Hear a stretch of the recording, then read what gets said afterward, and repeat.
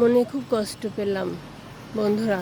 দেখতে পাচ্ছেন এই যে পেঁপে গাছ, এটা অনেকগুলো পেঁপো আপনাদের সাথে শেয়ার করছিলাম।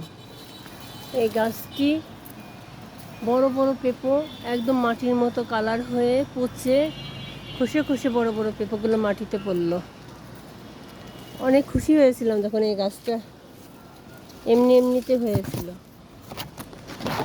জানি না বন্ধুরা কেন, কি কারণে মারা গেল।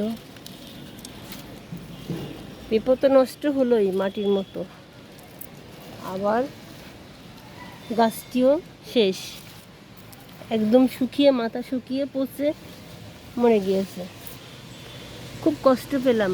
ছাদ বাগানে এত কষ্ট করে আমি গাছ করি, গাছের গোড়া কিন্তু তাজা আছে বন্ধুরা। কাটবো কীভাবে ভাবছি, তাই কাটতে এসছি, দেখি কাটতে পারি নাকি। একটি আমার পেঁপো গাছ ছিল ছাদ বাগানে, কিন্তু গাছটার এই বেহাল অবস্থা, পচে গেল। কেন পচে গেল আমি নিজেও জানি না।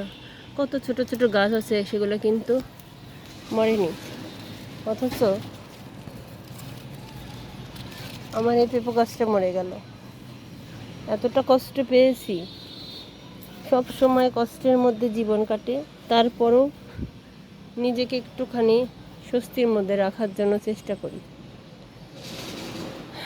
খুবই কষ্ট পেলাম যে আমার এই গাছটি মারা গেল। অনেক মিষ্টি ছিল পেঁপোটা, 4-5টা পেঁপো খেয়েছি, তারপরও 5টা পেঁপো বড় বড় ছিল, সেগুলো মাটির মতো কালার হয়ে গাছ থেকেই পচে গাছের গোড়ায় পড়েছে।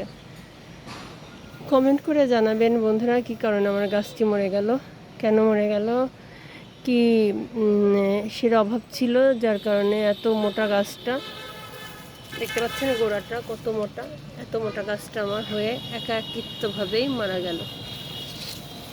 তো পাশে থাকেন বন্ধুরা, সাথে থাকেন।